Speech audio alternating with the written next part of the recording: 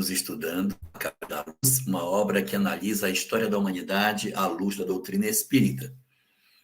E nessa nossa grande saga, vimos o surgimento da Terra, a evolução, o surgimento do homem, e tivemos a oportunidade de ver a presença de um conjunto muito significativo de espíritos, de uma envergadura espiritual bem mais elevada do que a nossa, mas com dificuldades morais muito profundas, que migraram para o planeta Terra para retomar o seu processo evolutivo por aqui. Então, embora eles estejam espalhados pelos diversos povos antigos, há 4 povos que prioritariamente eles se desenvolveram de forma mais efetiva. E nós já estudamos 2 deles. Nós vimos os egípcios e todos os desdobramentos que dizem respeito à civilização egípcia sob o olhar da doutrina espírita. Tivemos a chance de ver na última live as discussões sobre os hindus, a formação do povo hindu e essa presença do espiritual por dentro da cultura hindu. E hoje nós vamos ter a oportunidade, Denise Balot, de vermos um terceiro grupo de povos que estiveram também presentes e com uma grande participação desses indivíduos de outros orbes. Esses companheiros, nós vamos ser apresentados a eles com o vídeo que a Denise vai passar para nós, e aí nós vamos nos aproximar e saber quem é esse terceiro povo, esse terceiro braço de encarnação dessa quantidade significativa de espíritos que fizeram parte significativa do movimento da civilização. Cadê esse vídeo?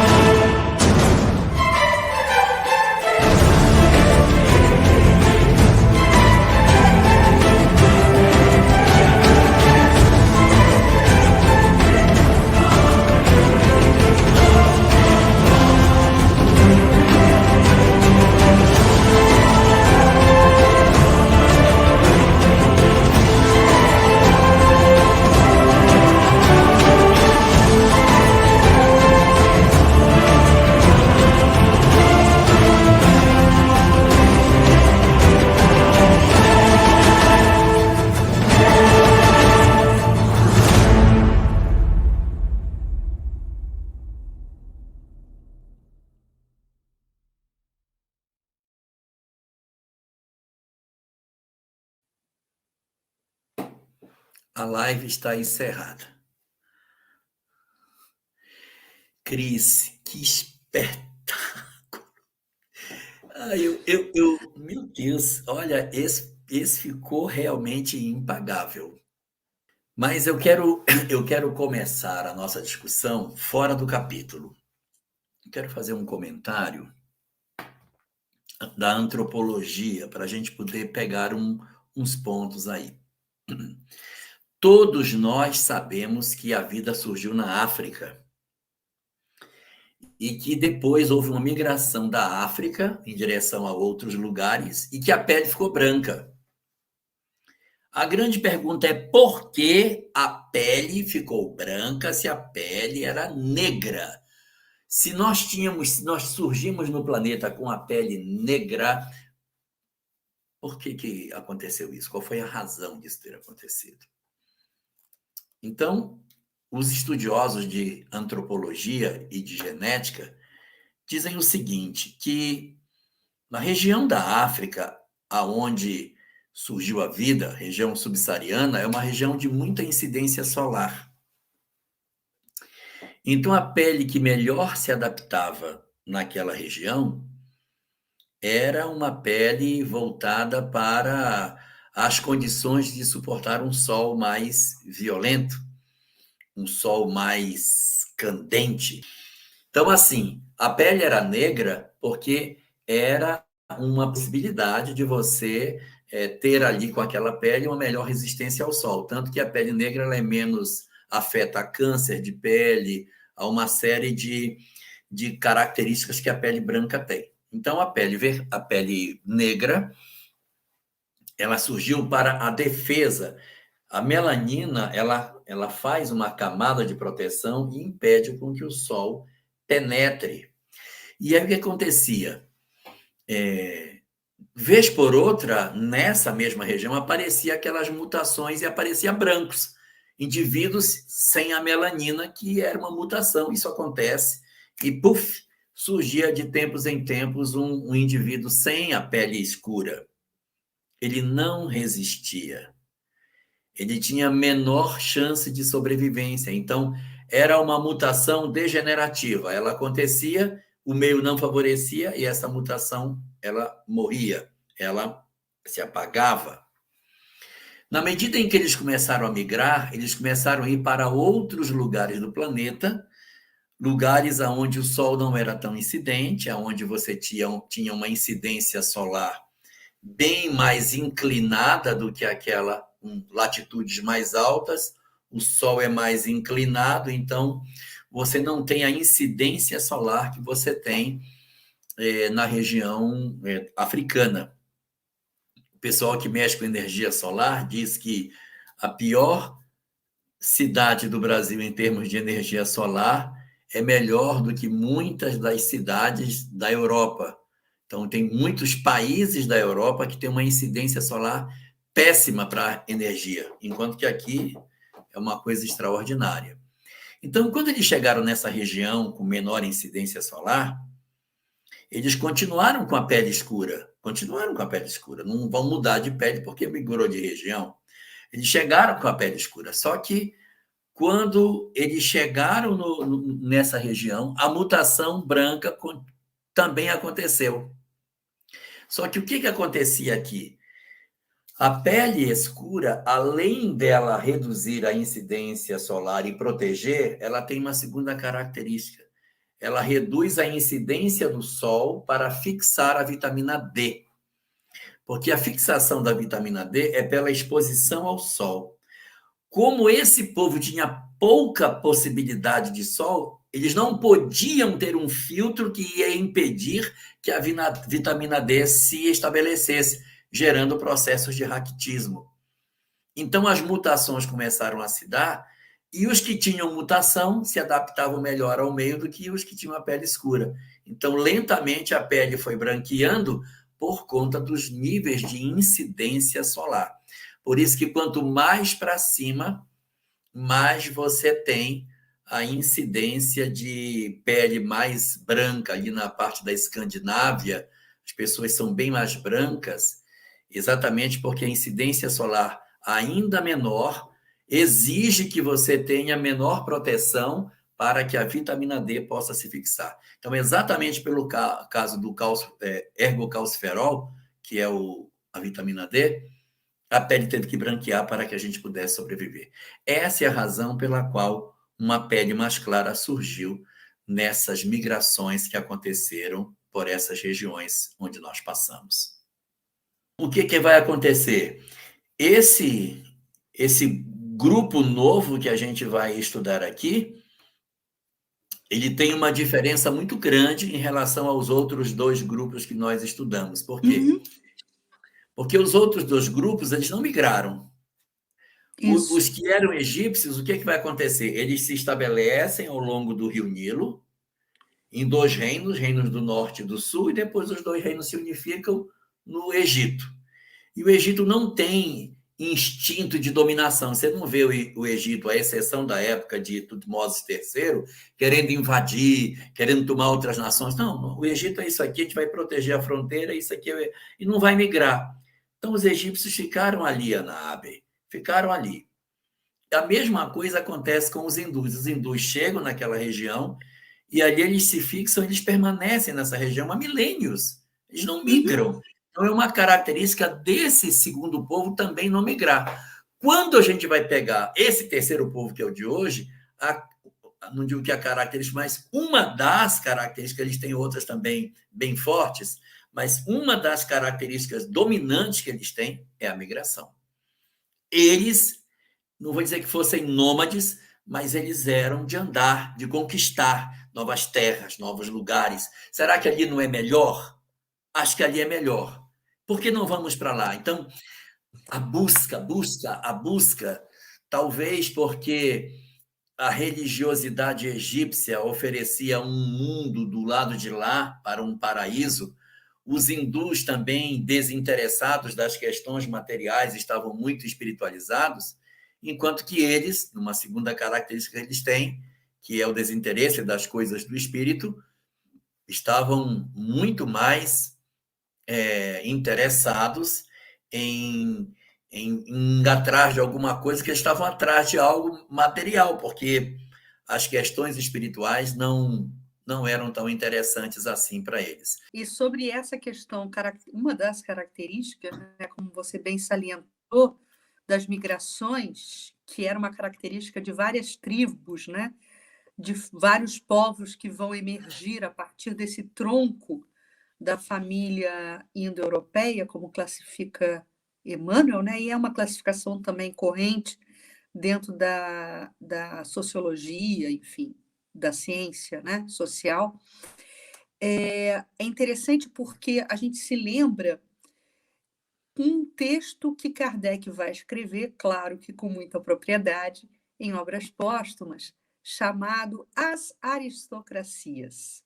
E a gente não pode esquecer que Kardec vai encontrar ressonância com essa questão da família indo-europeia em dois episódios. Primeiro, né, é uma revelação que ele mesmo traz, né, que o seu amigo espiritual Zéfiro, né, era um amigo de longa data, de vínculo espiritual com ele, onde em várias encarnações passadas, pregressas, ele e Zéfiro conviveram enquanto celtas, né, enquanto componentes de uma tribo celta.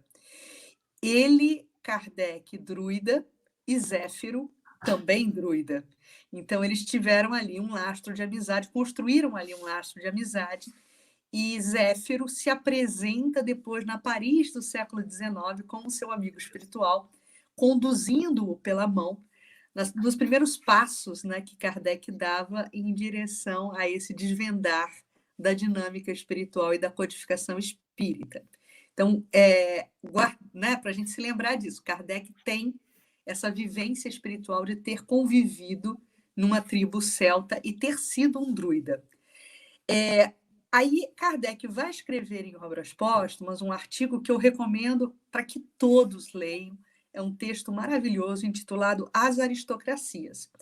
E ele faz, nesse texto, uma análise da composição social da humanidade, né, da história da humanidade, das diversas fases, né, da história da humanidade, sempre olhando a questão da liderança e a questão do exercício do poder. Daí porque o título é As Aristocracias, porque aristos, no grego, significa poder e cracia é o melhor, Alguns. né? Oi? Alguns, Aristo, Isso, alguns. isso, isso. Então, o poder dos melhores, né? Aristocracia. o exercício do poder, o poder do melhor, o poder do líder. E aí, Kardec faz, numa primeira análise, quando ele remonta lá ao início de tudo, ele fala que o homem ele aprendeu a constituir sociedade no momento tribal. E nesse momento tribal, ele vai render respeito, né? E quem exercia nesse momento tribal a liderança era o mais velho, era o ancião, era aquele que detinha toda a experiência, detinha toda a memória e passava, né, essa sua experiência verbalmente, oralmente, para os seus sucessores. Então, havia ali o estabelecimento da articulação do poder pelo ancião. Aliás, é uma aristocracia que a gente deveria muito recuperar nos dias de hoje, né? Respeito ao mais velho, porque o mais velho tem experiência e sabe com propriedade tudo aquilo que ele está falando. Mas depois Kardec fala que a dinâmica humana ela vai avançar. Então, ela deixa de reverenciar o ancião com a necessidade, exatamente do que o Elahá falou, de avanços, movimentações daquela tribo, conquistas de novos territórios. Então, a liderança ela é transferida do mais velho para o guerreiro, para a força bruta, que vai ser a segunda aristocracia. É claro que a gente está falando de uma segmentação que Kardec faz, uma análise, e ele dá esses títulos, né, esses subtítulos, aristocracia 1, aristocracia do ancião, aristocracia 2, da força bruta. É lógico que ele elege todas essas nomenclaturas e classificações com fins pedagógicos. Mas a gente vai ver que quando Kardec descreve no texto das aristocracias a aristocracia do ancião e a aristocracia da força bruta, é exatamente esse momento onde a família indo-europeia e todas essas tribos começam a se espalhar pela Europa Central, né? Sem esquecer que Kardec depois reencarna na França, né? Que tem uma grande influência, né, da cultura celta. Aliás, a França hoje em dia está sobre o território que também pertenceu a inúmeras tribos celtas, né? Isso. Mas eu queria destacar aqui uma coisa. Os dois povos que a gente viu anteriormente, eles eram povos muito voltados para a religião. Um mais até, que era o povo hindu era até mais voltado ainda do que o povo egípcio para a religião. Mas, em todo caso, a religião também fazia parte da cultura egípcia.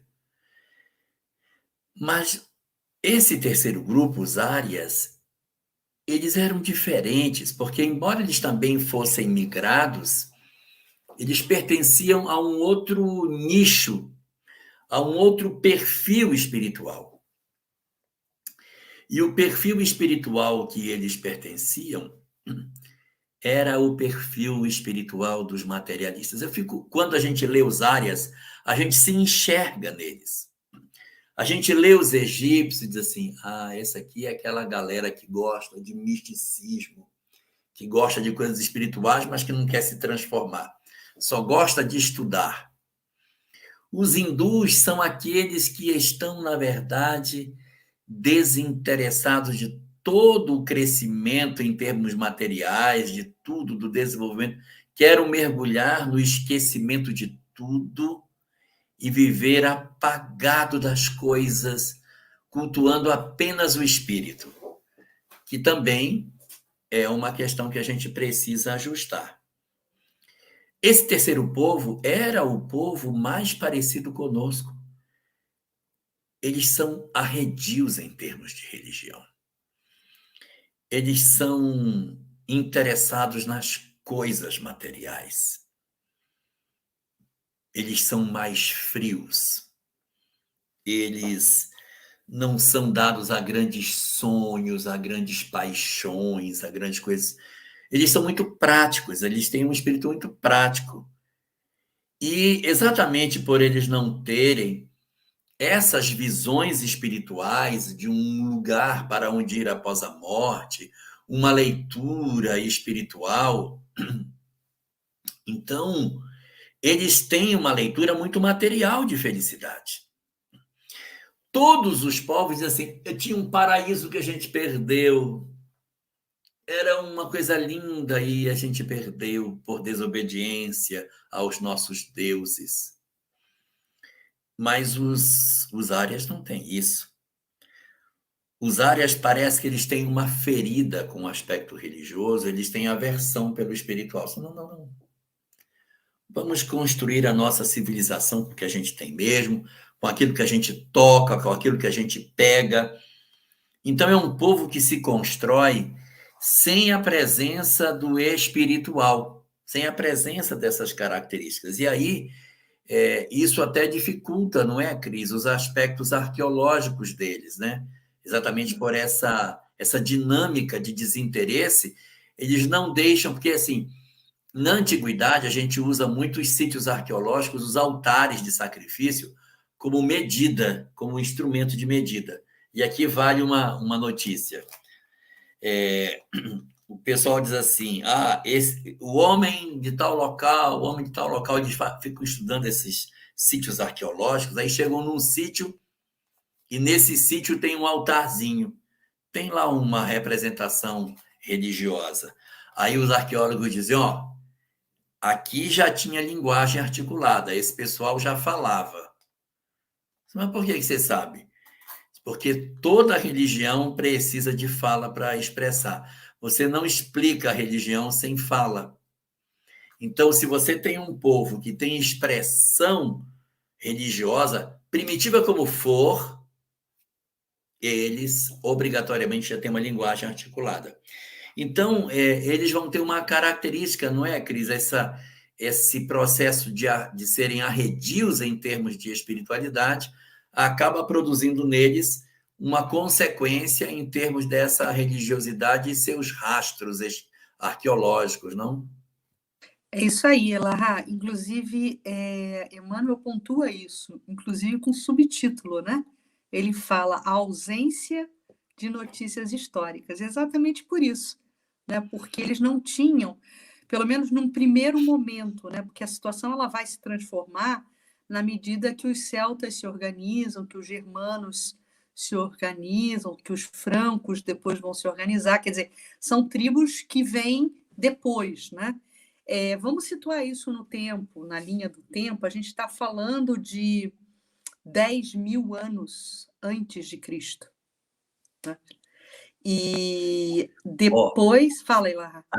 as pirâmides são 4.000 antes de Cristo, hein? As pirâmides. Exato, Estamos exato. falando de 10. 10 milênios antes de Cristo. E aí os celtas vão aparecer no cenário no século, 2 séculos antes, 3 séculos antes de Cristo, né? E é muito curioso, porque os celtas vão ser. Milênios. Exato, milênios, desculpe, equivoquei-me. Então, é muito curioso, porque os celtas, eles vão cultuar, sim, né, divindades, né? Então, eles eram politeístas. Agora, é curioso, porque quando a gente estuda a composição dessas sociedades também árias primitivas, a gente vai ver que possuía ali, como na sociedade hindu, uma hierarquia, né? Então, nós vamos ter os nobres, vamos ter os escravos, vamos ter os artesãos, vamos ter, no caso, né, dos bretões, nós vamos ter as sacerdotisas, porque esse exercício da mediunidade, dessa ligação com a divindade, era muito mais exercida pelas mulheres, pelas sacerdotisas, mas tinham ainda também os homens, os merlins, né, que faziam essa função dentro da sociedade, né, de uma função religiosa. E é curioso porque até a consolidação dessas tribos, dos germanos, dos celtas, os árias primeiros, né, os primitivos, Emmanuel classifica como um povo, né? Como uma massa de pessoas livres e insubmissas. Exatamente porque eles eram muito livres e muito insubmissos, a questão da religião não fazia grande Não cabia, né? eco, né, dentro do comportamento daquela sociedade, né? E ele Religião, destaca religião predispõe a uma obediência, né? exatamente, exatamente. Isso aí. Então, assim, eu quero de novo sublinhar, porque eu tive a oportunidade de falar isso na questão, no livro, né, quando a gente ainda estava estudando o Brasil, Coração do Mundo, Pátria do Evangelho, quando a gente fala da contribuição dos africanos e dos escravos, os escravizados, melhor dizendo, né, aqui no Brasil, onde a gente coloca, né, a ideia de que a escravidão era uma prática humana precedente, inclusive, àquele momento do colonialismo, né? Tanto é que nas tribos celtas também tinham escravos, no egípcio também tinha escravo. Então, essa prática da escravidão, né, nada tem a ver, e de novo, ela retomando aí a questão do fenótipo, da questão da pele, da cor da pele. Historicamente, sociologicamente falando, né, a escravidão ela não se vincula à questão da raça, né, da questão da pele, e sim de uma conjuntura de interesse político-econômico, né? Tanto que na comunidade celta também existiam escravos, muito provavelmente de outras tribos, né? E existiam os artesãos que cumpriam ali a função do comércio, da burguesia, né? Então a gente vai percebendo que esses agrupamentos iniciais, né, das sociedades humanas começam a se fixar em determinados territórios, né? Na Idade Média, que vem depois de tudo isso, né? Desse momento aqui dessa eclosão da família indo-europeia, na Idade Média, as guerras e a necessidade da conquista de territórios vai se tornar uma questão mais pungente, né? Mas nesse momento já há uma movimentação desses grupos e de um avanço, né, para aumento das suas propriedades. Isso já acontecia nesse momento da história aqui, quando os árias começam a fazer esse processo de ocupação territorial na Europa Central. Isso é muito interessante, porque nesse período aí que você estava falando dos 10 mil anos, até o começo da fixação deles, naqueles milênios mais próximos de nós, existe um silêncio histórico aí. Pelo fato de ele não conseguirem ter deixado as suas marcas religiosas pelo caminho, as suas migrações não deixaram nada, eles foram migrando e foram seguindo. E Emmanuel até destaca, né, que a história tem dificuldade de registrar a passagem deles exatamente por isso. Aí eles vão passando por essas regiões, caminhando por esses territórios, e como eles migram, eles vão renteando com outros povos, o que é diferente dos hindus. Os hindus ficaram na região deles. Os egípcios ficaram na região deles, mas os árias, como eles eram migrantes atrás de um paraíso, de uma coisa maravilhosa, esse lugar é muito ruim, deve ter um trem melhor por aí. Eles não acharam Porto Velho, mas eles podiam ter achado. Então, procurando um lugar maravilhoso para viver, um local lindo, tal, começaram a procurar, andar. E eles saíram daquele Oriente ali, eles saem e vão até a região da Índia e voltam. Eles fazem um V. Eles saem um V deitado. Eles saem daqui da África e vêm até o Oriente, e daqui eles retornam mais para cima. Quando eles voltam pelo território de cima, ali em volta do Mediterrâneo, para implantar as civilizações que iriam se dar depois. Mas como eles fazem esse processo migratório, andando pelo... Eu fico assim com dó, porque a motivação do andar é fruto da insatisfação humana. Eu ando porque o que eu tenho não me satisfaz. Deve ter algo melhor. Vamos para frente. Quem sabe não aparece na frente o lugar, porque eles procuravam o paraíso perdido. Estavam procurando assim, cadê meu continente?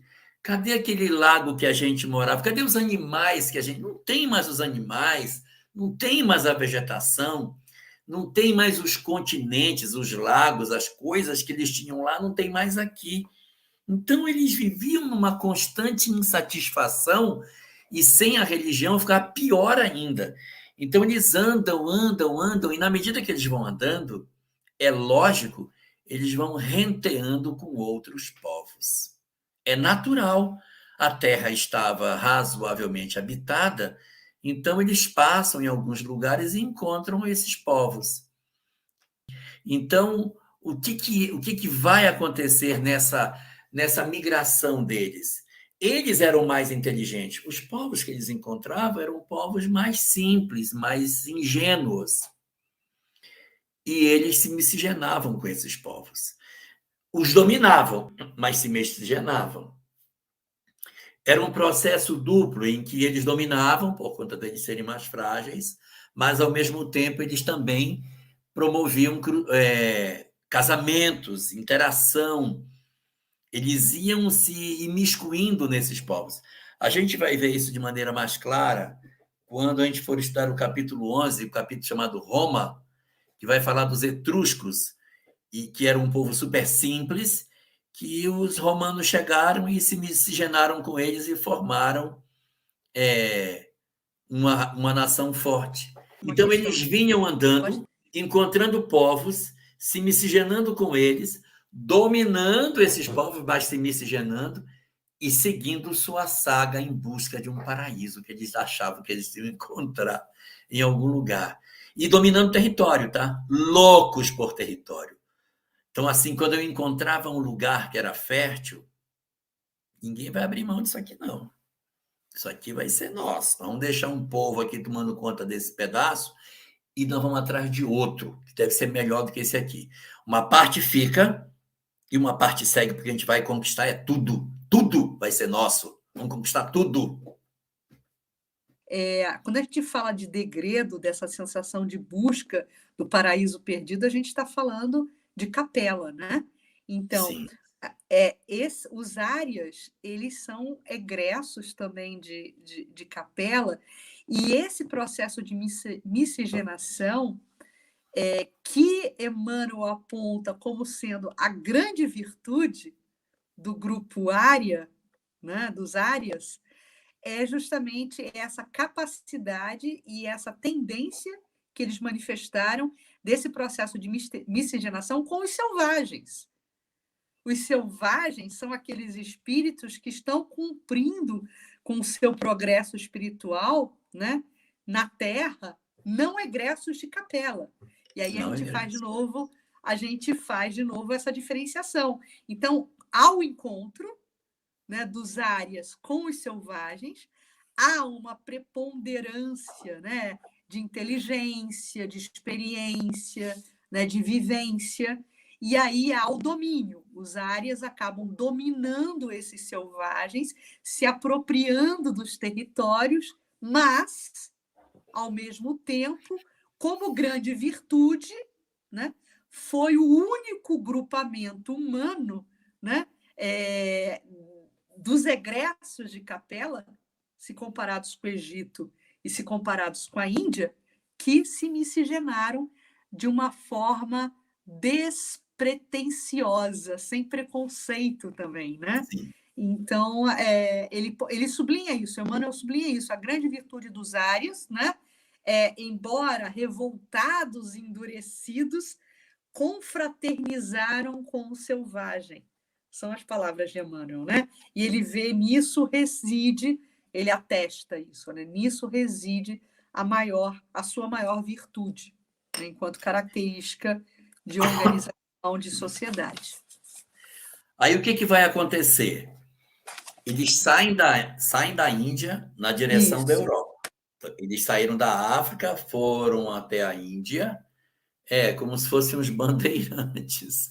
Aí eles saem da Índia na direção da Europa e só iam encontrando o povo primitivo pelo meio e conquistando terra e andando. Aí alguns grupos diziam: olha, aqui tá bom, a gente vai, uma parte vai ficar aqui, outra galera segue. Aí eles começam a se dividir em grupos: os eslavos, os germanos. Como é que esse pessoal surgiu? Eles surgiram como se fosse um grande rio que vai abrindo afluentes e vai deixando parte do seu povo nessas paragens. Então, eles foram formando aqueles povos que mais tarde iriam ser chamados de bárbaros. Por que tinha esse nome de bárbaro? O povo bárbaro não é que ele fosse bárbaro. O povo bárbaro é porque não conhecia o pensamento helênico. Então, era assim: conhece Sócrates? Não, então é um bárbaro. É um bárbaro. Existiam povos que eram chamados de bárbaros que tinham cultura bastante interessante, mas não conheciam o pensamento helênico, não conheciam Sócrates, Platão, nada, não tinha visão de nada. Então, eles eram tidos como brutos. Alguns eram de verdade, os hunos, os vândalos, eram realmente da pá virada, mas não necessariamente um povo que tem o rótulo de bárbaro é um povo sem uma estrutura hierárquica. A gente vai encontrar, a gente vai ver mais na frente, no estudo dos povos bárbaros, que alguns deles eram bem organizados, só que não conheciam o pensamento helênico. Então, eles vão chegando na Europa e vão fazendo paradas. Primeira estação, quem vai descer? Aí, não, vamos descer. Aí desce os eslavos. Nós também. Aí desce os germanos.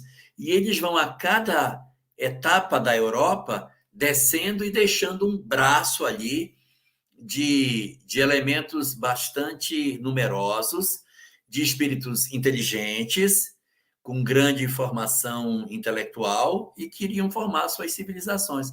E nessa caminhada, eles vão chegar na França, naquilo que hoje é a França. É ali na França que vai aparecer os povos que a Cris estava comentando. Os francos, os gauleses vão aparecer ali, esses povos vão aparecer nessa região. Está faltando os celtas. Os francos, os celtas, os gauleses, eles se implantam nessa região que a gente chama hoje de França. E aqui eu quero destacar uma coisa dos gauleses.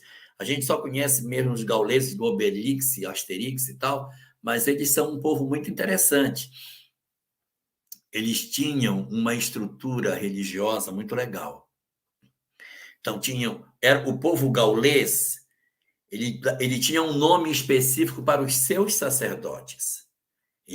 Aí, nessa época, nós já estamos falando de 2000 anos antes de Cristo, já tem religião montada, já tem uma estrutura religiosa, então é uma condição diferente. E ali, a sociedade é gaulesa e tem os sacerdotes da sociedade gaulesa. Então, por exemplo, no catolicismo, a gente diz: nós somos católicos e o nosso sacerdote é o padre.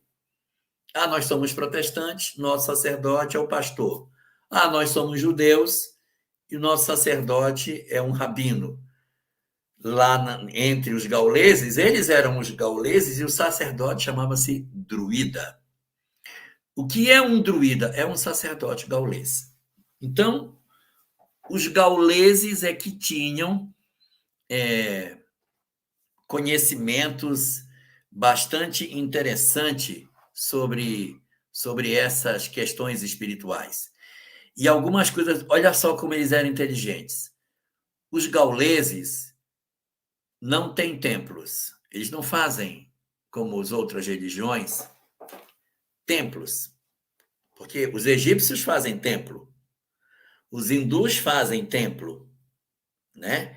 Os judeus, templo. Os gauleses não fazem templo. Por quê? Porque Deus habita na natureza. Deus habita no meio da floresta.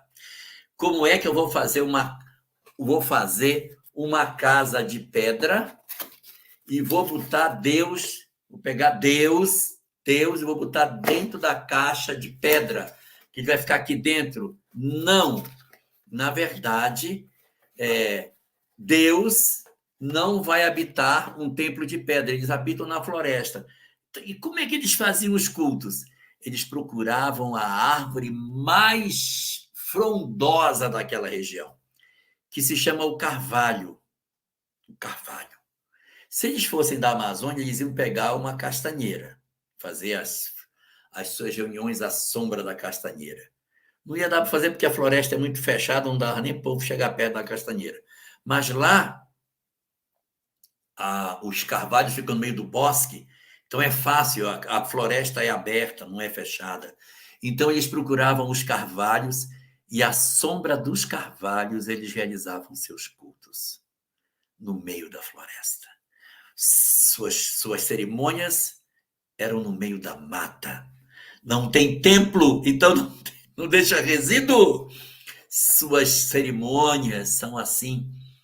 Eles tinham compreensões espirituais impressionantes, conceitos incríveis sobre a imortalidade da alma. Eles eram muito espiritualizados, muito.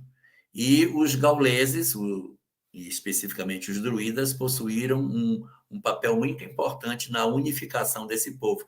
Aí eles vão ficar sediados na França.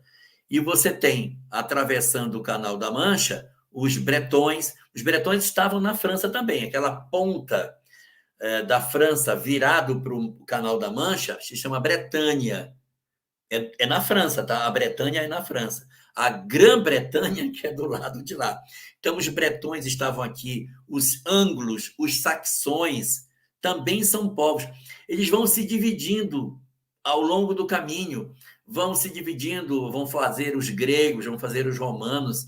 Olha, é uma saga belíssima a pulverização desses povos nessa região maravilhosa aí que a gente está falando.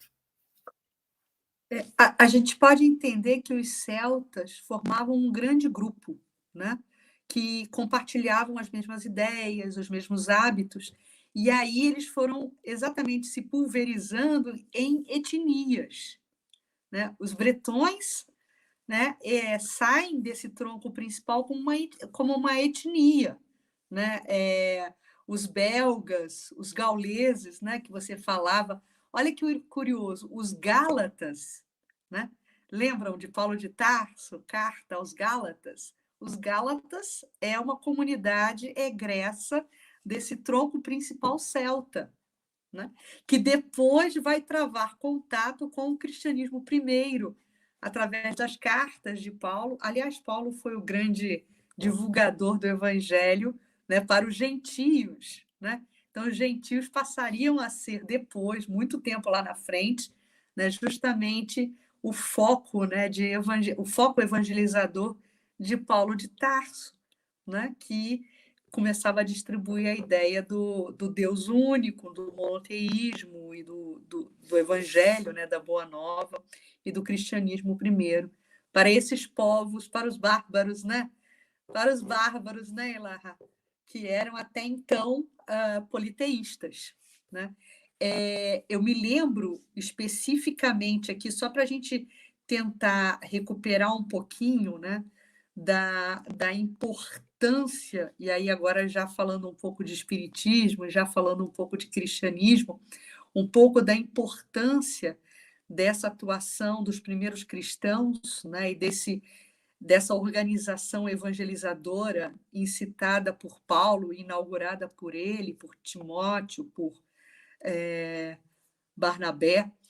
Ele visita uma determinada cidade de Listra. Eu agora não vou saber pontuar geograficamente onde ficaria Listra, mas estava dentro desses arredores dos gentios.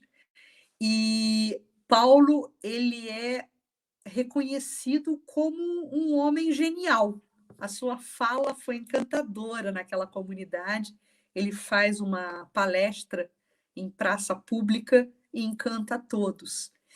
E aí o povo, né, o povo de Listra, ainda tão encharcado dos cultos, né, dos pagãos, né, do entendimento pagão e do entendimento politeísta, entendem Paulo de Tarso e Barnabé, naquela situação, como semideuses ou deuses na terra. E começam a trazer animais para serem sacrificados ali na praça, logo após a palestra de Paulo de Tarso, né? E aí Paulo faz toda uma demonstração dizendo: não, nós não somos deuses, nós falamos em nome do Cristo, nós falamos em nome do Pai maior, que é Deus, mas nós não somos deuses. E a questão do sacrifício é uma questão que precisa ser repensada, é uma questão que nós questionamos. E aí Paulo tenta situar toda aquela situação. Mas imaginem vocês, a gente está falando de 10 mil anos antes de Cristo.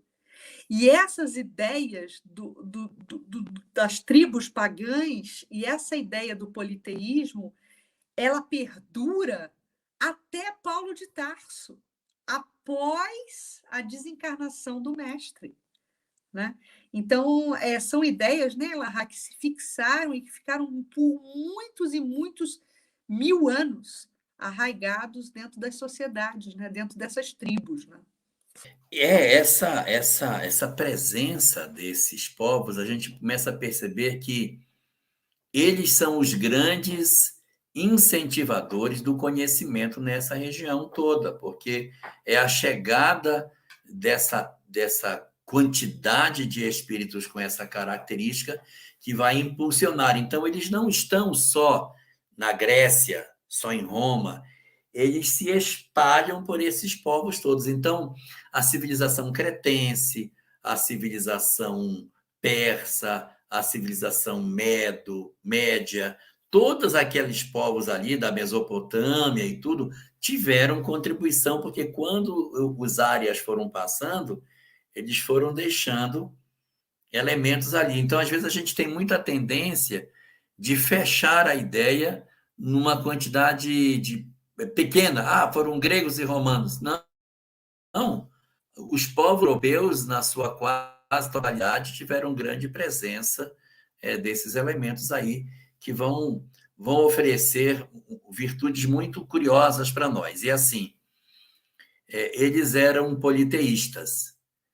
Eles eram politeístas do mesmo jeito que também os outros povos antigos, por conta da mediunidade. A mediunidade fazia ver vários espíritos, chamavam de deuses, mas esses deuses não criavam, eram deuses não criadores, né? Nessa cidade de Listra, Cris, tem um outro incidente muito interessante com Paulo. É nessa cidade de Listra que tem uma moça chamada Teca, que se apaixona por Paulo, não é? E aí ele é açoitado e tem que ir para Icônio. Aí quando chega em Icônio, ele leva outra surra por conta do que aconteceu em Listra, que é dado até como morto, do tanto que ele apanha a cidade, que jogam ele no montouro de lixo achando que ele havia morrido. É isso, foram muitos testemunhos, né, Elahá? Mas estamos aqui hoje e devemos sempre render homenagens a esses grandes precursores, né? Precursores do entendimento verdadeiro da fé. Elahá, comenta para gente essa questão do Mediterrâneo e o Mar do Norte, porque Emmanuel nos fala que Jesus, dentro do seu planejamento estratégico, ele se aproveita de um incidente geológico para finalizar, né, o processo aí dessas consolidações dos povos, né, dos áreas. Eu queria fazer um comentário antes de falar dessa questão geológica, mas destacar um ponto, é que eles se implantam nessa região e como eles vêm de uma tradição muito voltada para a materialidade, eles são um povo bem belicoso, tá? Uhum. Então, se estabelece nessa região, são inteligentes, têm uma capacidade excelente de organização, mas eles começam a trabalhar muito seus exércitos. Por quê? Porque todo mundo quer dominar todo mundo, tá? Todo mundo quer invadir a terra, todo mundo quer tomar. Então, se você tem uma terra mais interessante, eu quero tomar a sua terra a mim. E isso é bastante complicado, porque você começa a ter nessa hora, uma presença muito maior de expressões de violência que vão pautar a história antiga. Por que tantos conquistadores? Por que tanto exército? Por que tanta confusão? Dario, Nabucodonosor, Alexandre o Grande, esses homens, todo mundo queria conquistar. Para que eu vou querer conquistar o mundo? Porque eram oriundos desse sentimento de posse de tudo que acabava produzindo essa situação.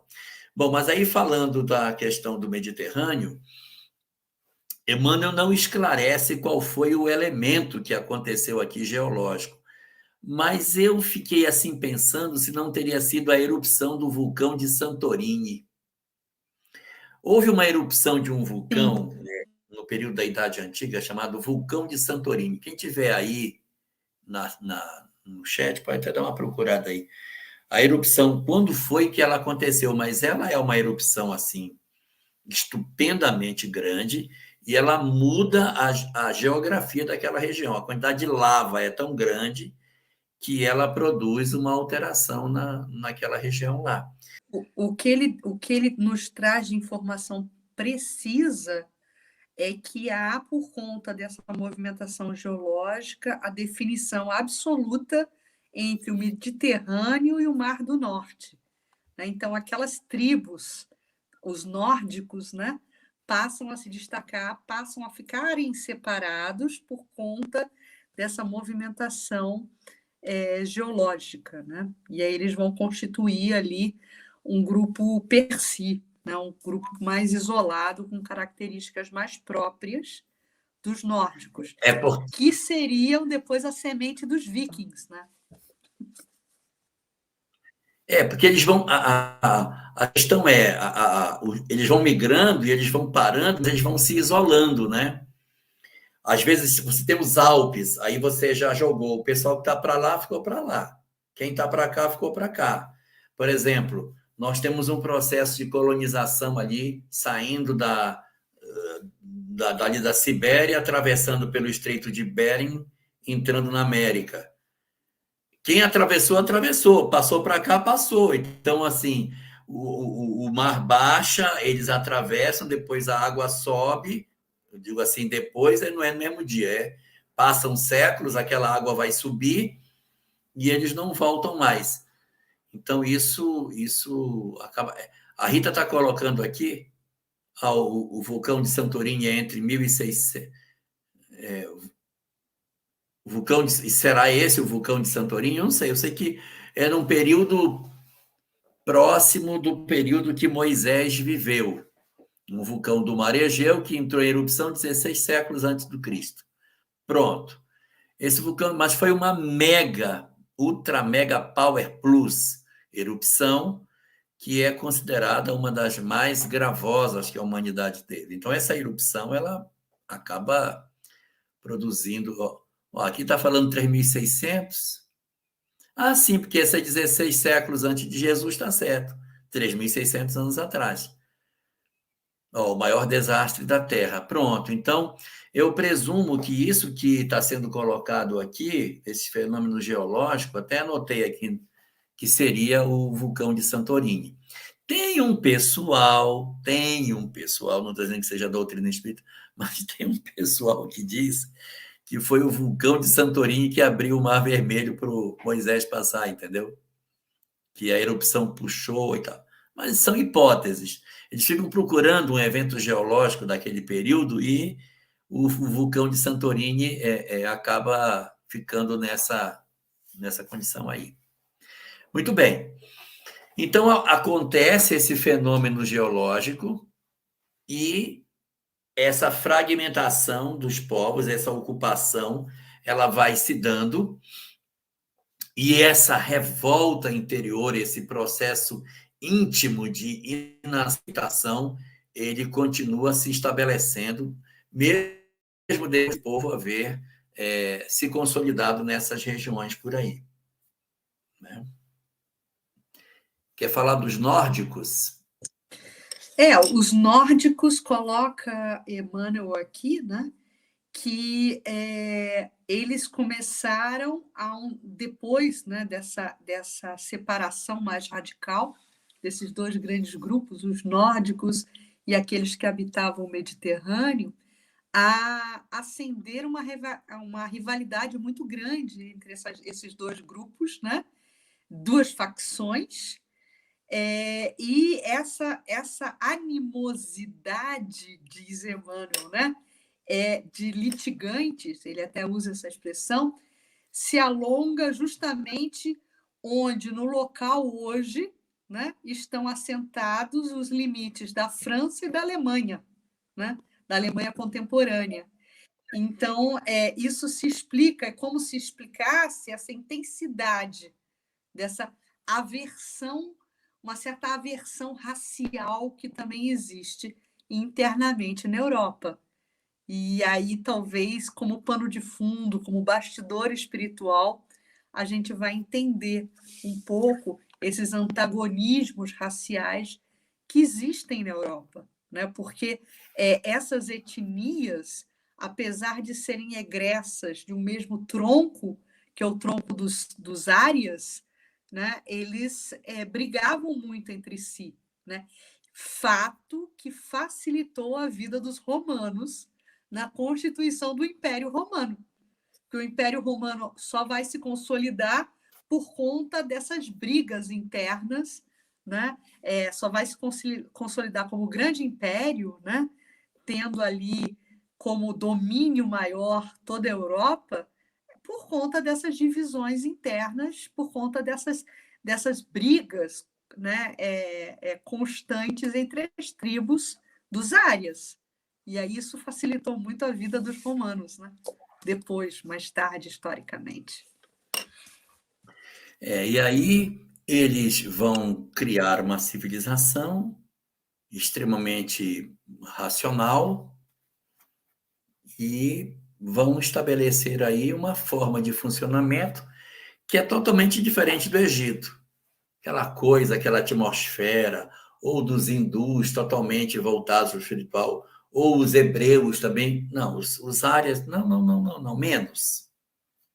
Mundo prático, pé no chão, construção de conhecimento, e você vê que eles não têm uma relação estreita com religiosidade nessa região. Elahá, você faz a nossa prece de encerramento? Faço sim. Vamos orar? Senhor, contemplando a imensa saga dos árias, nós percebemos a nossa própria história trançada com a deles. Identificamos o nosso materialismo, os nossos interesses materiais, as nossas dificuldades de fé, a nossa ambição, o nosso egoísmo, apresentado de maneira clara através das múltiplas experiências que já tivemos.